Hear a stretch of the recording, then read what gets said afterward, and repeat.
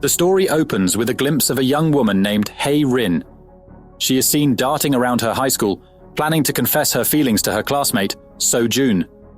Just as she's about to confess, she gets a message from So-jun asking her to meet him. With excitement, Hae-rin hurries to the meeting spot, only to find a room lavishly decorated for her birthday.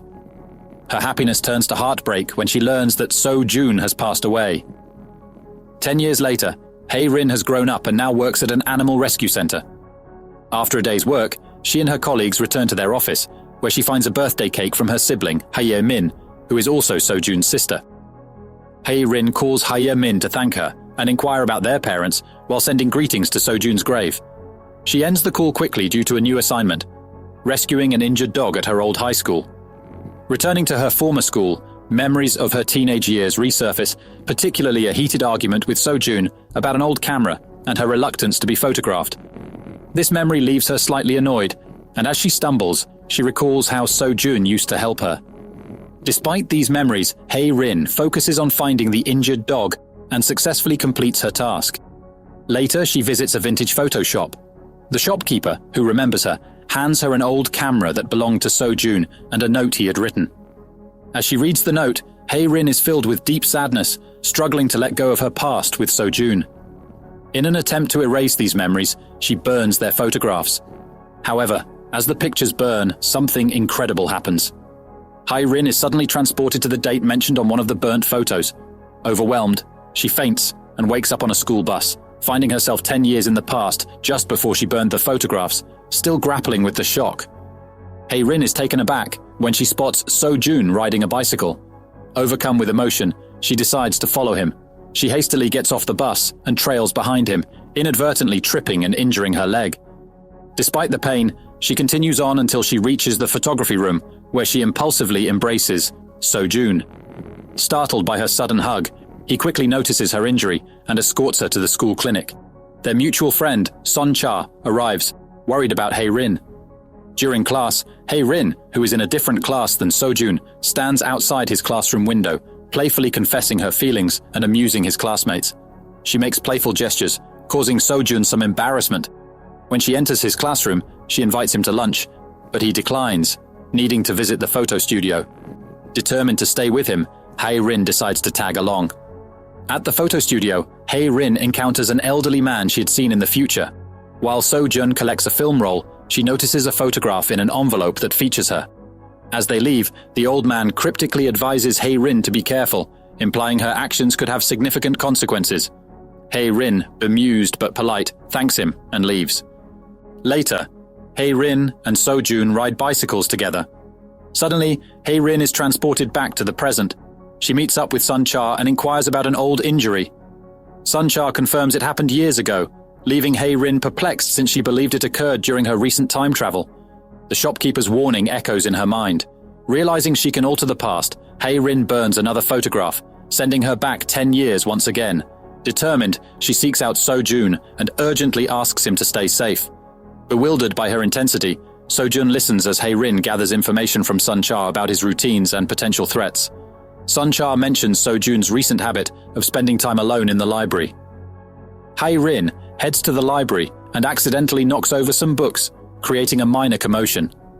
Later, she follows So-jun to the teacher's office and overhears a discussion about his troubled relationship with his parents. Afterward, she finds him deep in thought in the schoolyard, contemplating how to reconcile with his mother. Hae-rin offers to help, aiding him in crafting a heartfelt message. His mother soon responds, agreeing to meet after school. After school, Hae-rin visited So-jun's classroom and gave him a letter with advice on how to improve his relationship with his mother. Later, at the restaurant where they had planned to meet, So-jun used Hae-rin's tips during dinner with his mother, successfully easing her worries and strengthening their bond. However, Hae-rin had been so focused on So-jun that she completely forgot about her friend Soo-jin, not interacting with her at all during this time. Suddenly, Hae-rin's ears began to ring, and she found herself back in the present. She was shocked to discover that all her photos with Soo-jin had disappeared. Desperate, she called Soo-jin to understand what had happened.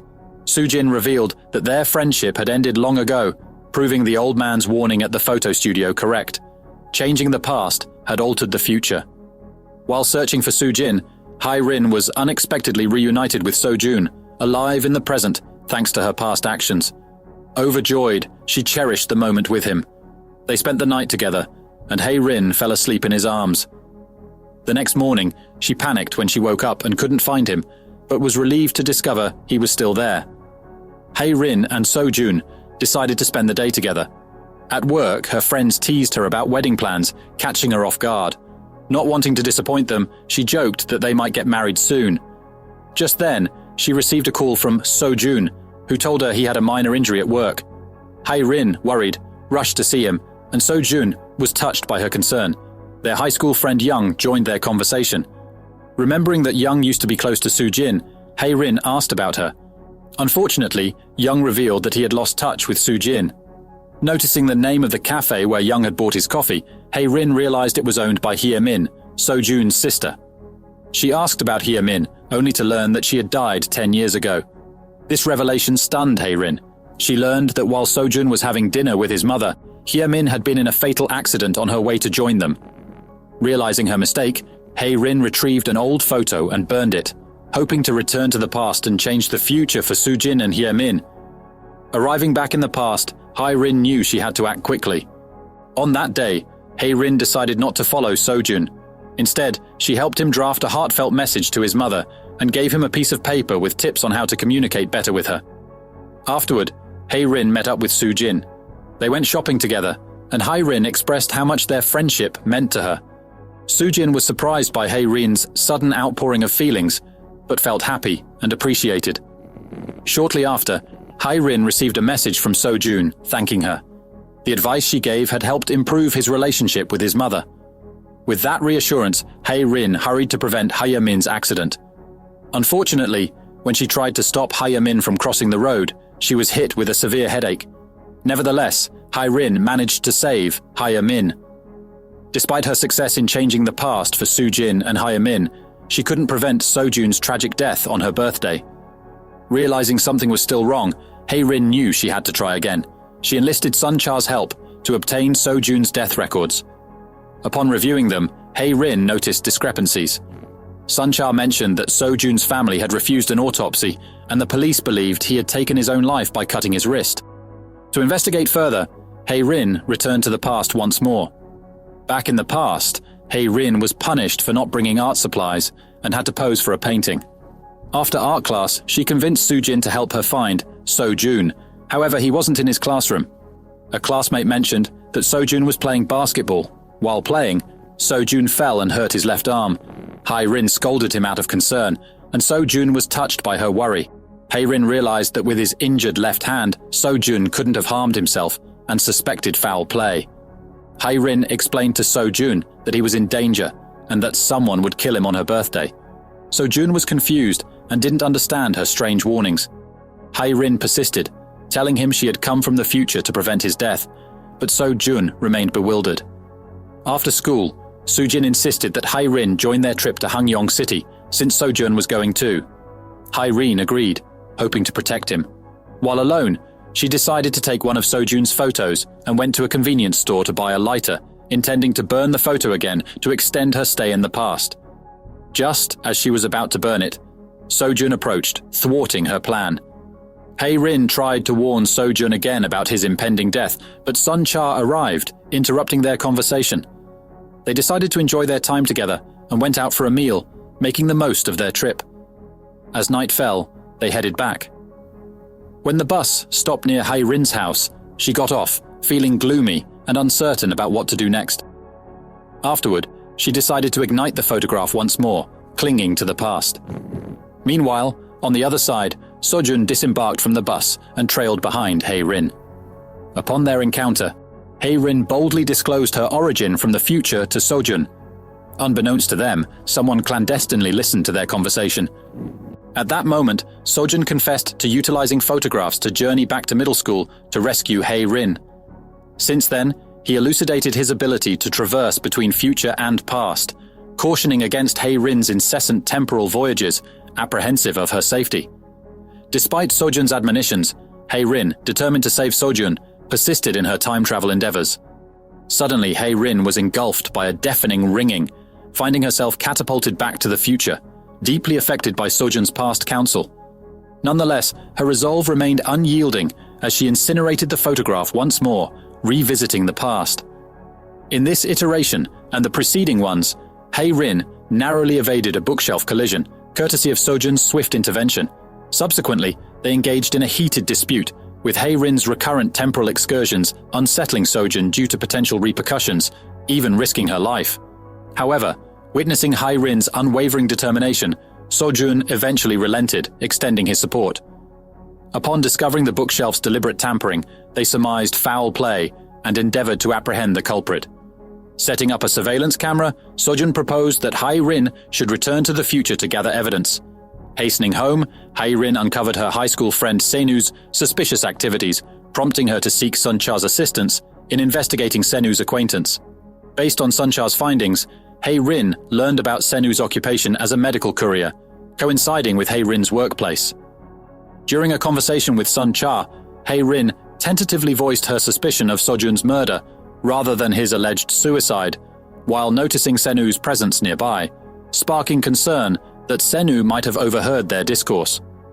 To obtain more intel, Hae-rin decided to accompany Senu, hoping to glean insights. As they conversed, Senu's frustration over his malfunctioning vehicle raised Hae-rin's suspicions of his involvement in So-jun's demise, albeit his swift apology assuaged her fears momentarily. Subsequently, Hae-rin divulged to Hae-min Cafe about possessing a recording from So-jun's past, wherein So-jun mentioned Senu's presence at the scene of his demise. Sun-cha reminisced about their high school days, recalling Hae-rin and So-jun's discussions about time travel. He provided additional evidence about So-jun's demise, elucidating that traces of a sedative were discovered all over So-jun's body. Hae-rin and Sun-cha proceeded to the establishment where Senu was employed. Upon arrival, Sun-cha inspected Senu's vehicle and unearthed a pouch containing the sedative. At that moment, Senu became aware of Hae-rin's presence in his car. He brandished a knife, but just as he poised to strike, Sun-cha intervened. Shortly thereafter, law enforcement arrived and apprehended Senu. During interrogation, Senu was probed about the sedative, which mimicked the effects of drugs.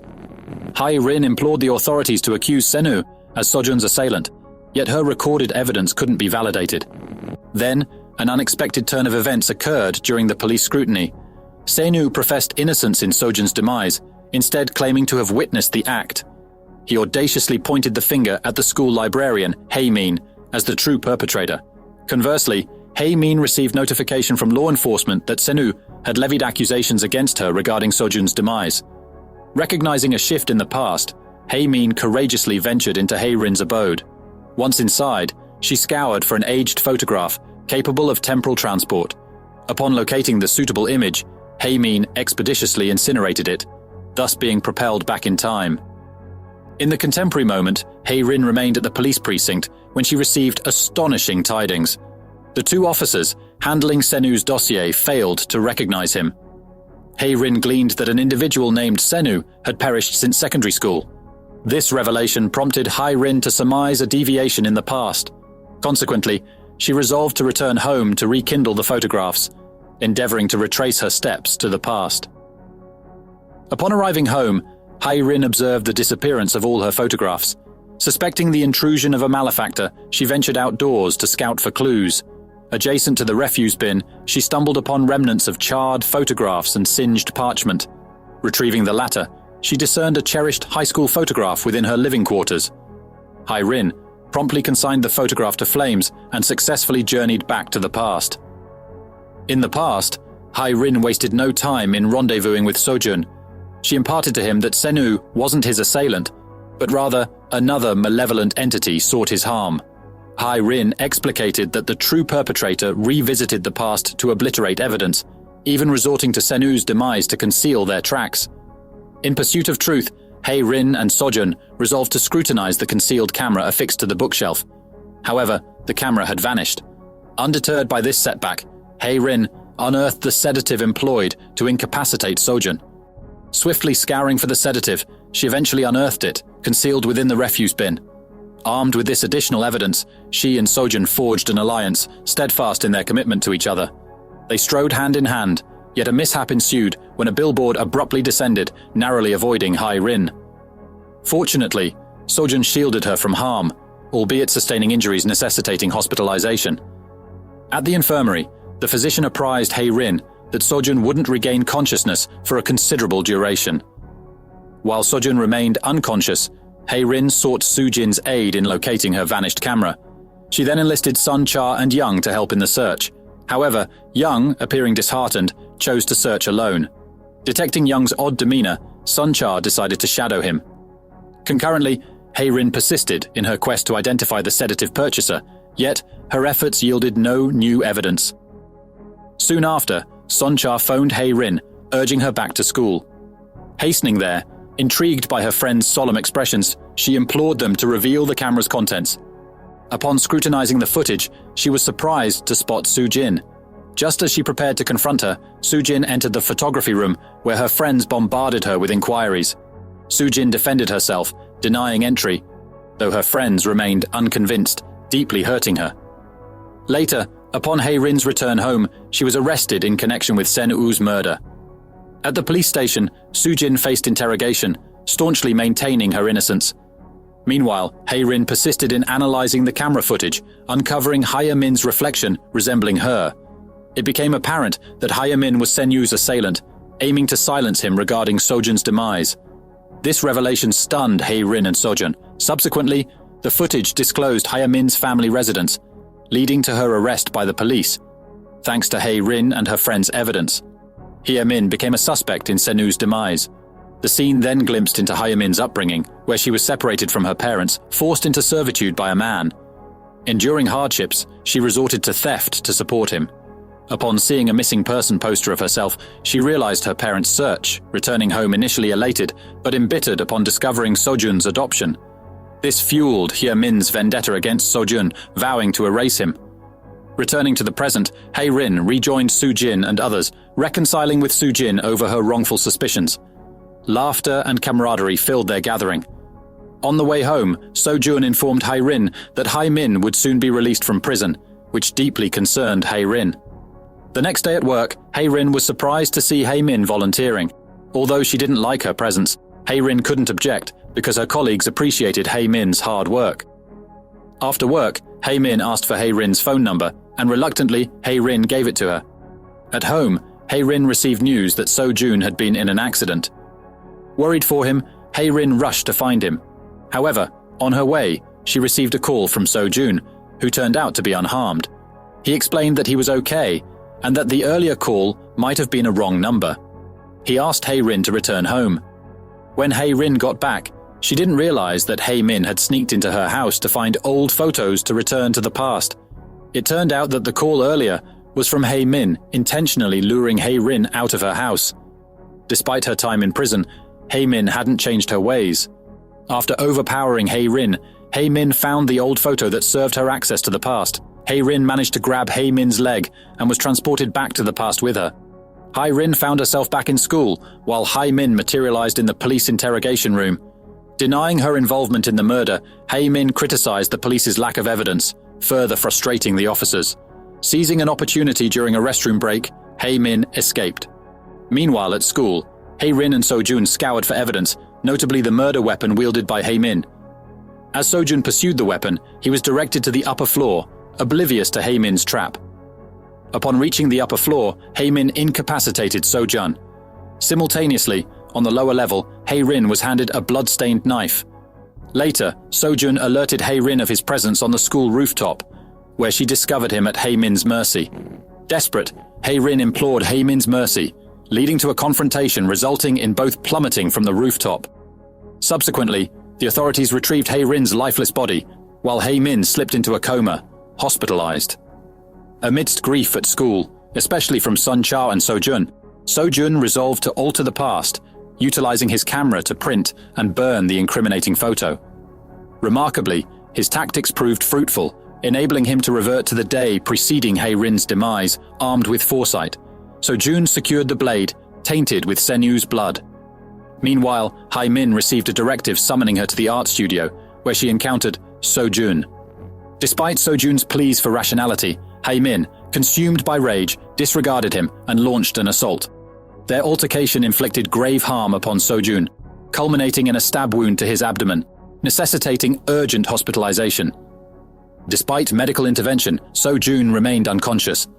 Hae-rin, steadfast by his side, was approached by law enforcement during her vigil. They requested her presence at the precinct, as Hae-min refused cooperation until she saw Hae-rin. Upon her arrival, Hae-min recounted the barbaric act of stabbing So-jun in Hae-rin's presence. Though outwardly composed, Hae-rin seethed with indignation. Regrettably, her options were limited. Hae-min then ominously vowed to eliminate Hae-rin upon her release from incarceration. Subsequently, Hae-rin received news of So-jun's awakening from the hospital. Meanwhile, authorities commenced Hae-min's transfer to a women's correctional facility. However, as she approached the police vehicle, Hae-min executed a daring escape. Her freedom, however, was brief, as she met her demise in a vehicular collision. Approximately a month later, So-jun recuperated from his injuries. During this period, So-jun, Hae-rin, and their companions basked in the joy of altering their fate.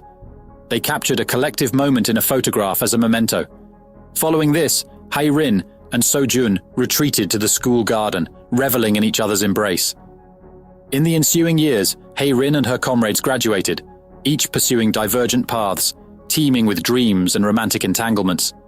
Hae-rin and So-jun remained united, with So-jun flourishing as a professional photographer and Hae-rin immersing herself in animal welfare. One day, as they strolled together, So-jun unveiled a resplendent ring adorning his finger, signifying their engagement and imminent nuptials. Hand in hand, they traversed the vast expanse of life's ocean. The moral lesson of this story is that altering the past can have unintended and far-reaching consequences, and true resolution often comes from accepting the past and focusing on the present. Hae-rin's repeated attempts to change history led to new problems and heartaches, underscoring the complexity and unpredictability of time. Through Hae-rin's experiences, the story emphasizes the importance of cherishing relationships, valuing the people around us, and understanding that every action has a ripple effect. Her love for So-jun and her deep bonds with friends like Soo-jin and Sun-cha showcase the strength that comes from genuine connections and support. When Hae-rin tried to manipulate events, she unintentionally strained these relationships, demonstrating that true resolution and healing come from acceptance and working within the present moment, future. The narrative also touches on the idea that seeking vengeance or holding on to grudges can be destructive. Hae-min's vendetta against So-jun, fueled by her unresolved childhood trauma. This contrasts with Hae-rin's eventual understanding that forgiveness and moving forward are more powerful than dwelling on past wrongs. In the end, Hae-rin and So-jun's ability to create a fulfilling life together, filled with love and mutual support, illustrates that true happiness comes from living in the present and making the most of the time we have. Their engagement and plans for the future symbolize hope, renewal, and the beauty of embracing life's uncertainties together. The main thing is to cherish the present, build strong relationships, embrace forgiveness, and understand that while we can't change the past, we can shape a better future through our actions and choices today. Thank you for watching our video. We hope you enjoyed the thrilling and mysterious event story. Your support means the world to us, and we're excited to continue bringing you captivating stories. If you have any suggestions or ideas for future videos, we'd love to hear from you. Whether it's more spine-chilling horror stories, intriguing mysteries, or even heartwarming tales, your input is invaluable. Please leave your thoughts in the comments below, and let us know what kind of content you'd like to see next. Don't forget to like, share, and subscribe to our channel for more exciting content. Your feedback helps us create even better stories for you to enjoy. Stay tuned for the next episode, and thank you again for being part of our community. See you soon.